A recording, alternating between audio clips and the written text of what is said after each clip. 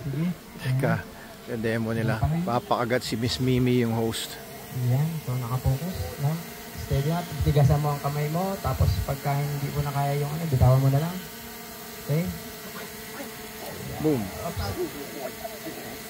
Okay, bitawan mo. Bitawan mo, baka po, kumati. Ayan, naramdaman mo na yung isang tiglas. Ayan, so iningatan lang namin matapakan ka ng aso. Kasi kakalmot yun sa'yo. Buti nga nakahawakan agad yung ano sa'yo.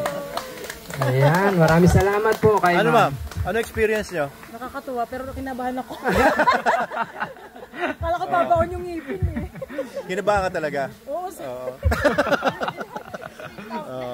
Tamang ngiti lang ako pero kinakabahan pa ako yung ngipin. First time kasi ni ma'am. Congratulations po. Uulitin niyo pa ba? Ayoko na. Ayan.